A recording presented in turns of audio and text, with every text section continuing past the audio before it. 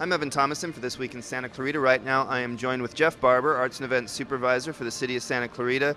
Jeff, one of the things that you do is you oversee a lot of the city's public art exhibitions, and one of those exhibitions is right here at the Westfield Valencia Town Center's Town Center Art Space. So can you talk about, kind of the history of the art space, what it means for the community? Sure. The space has been here about a year now, maybe a year and a half, and Westfield let us use this 20 by 20 foot space to curate exhibitions. We try to present a lot of different kinds of art to the public here in this space. We have a lot of space for sculpture, for interactive kind of exhibitions, and also we can put some art walls up and do some paintings. So we try to mix it up and do a lot of different things here. And right now we have an exhibition by Scott Bruckner, who we're going to catch up with in a moment. What goes into the process of selecting these artists? Well, there's a variety of different ways that these exhibitions happen. Sometimes we'll do research and we'll find traveling exhibitions that we decide to bring to the space. Other times artists will make themselves known to us, or we know them already and we kind of are interested in bringing that type of art. Again, we like to bring a variety of things to the space, and so we kind of look at our schedule and our calendar and what we've exhibited here thus far and what we want to continue to do. Or something that has been missing, we'll go out and try to find that kind of art and then curate it here and present the exhibits.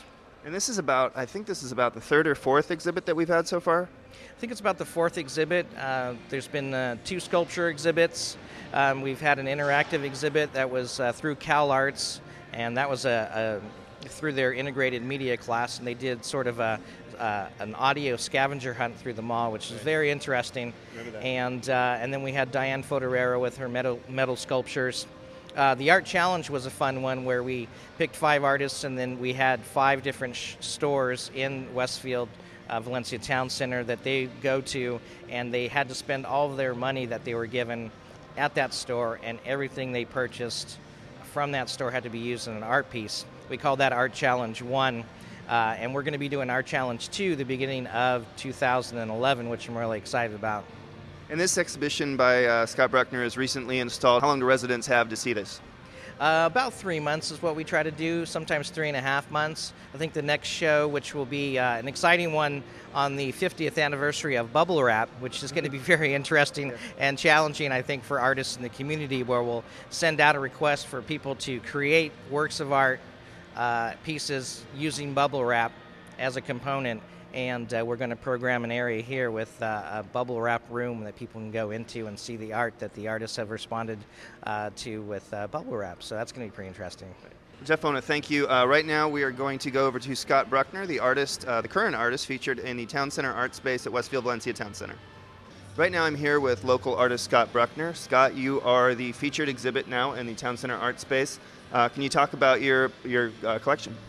Well, the pieces that I've done, started to do them about 10 or 12 years ago, and I use basically typical wood that you would get at Home Depot or at Lowe's, and most of my pieces come from wood that I've gotten from there. A lot of it is already warped wood, and I warp it more to make more curvature in the pieces.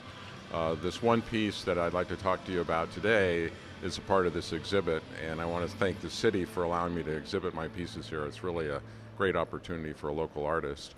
Is this piece called 13. 13 pieces is actually, I cut each individual piece with a point on the end of it, and then started to put the pieces together, kind of like a puzzle for an artist. That was a real challenge, building something from the floor up using all these individual pieces that I had cut out. The reason it's called 13 pieces is actually I cut out 13 pieces but only used 12. The thing that's interesting about the piece that I find is a lot of people, when you tell them that, they'll start counting the pieces to try to see if they can find all 12 pieces there. So that was a fun piece to build, and it was kind of a challenge, as is any piece of artwork that I do, because you're kind of starting from an idea that you have in your head and trying to bring it together into a visual piece of work. And this medium or this style of art would be called found art?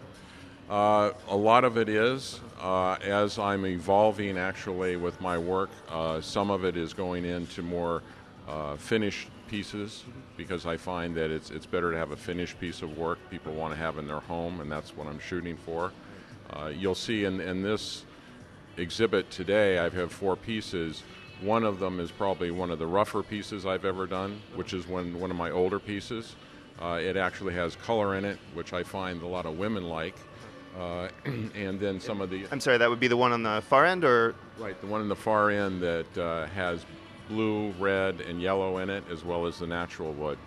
One of the reasons I went into sculpture rather than painting was because I found early on that I'm partially colorblind, so I can't really tell the difference in shades between colors.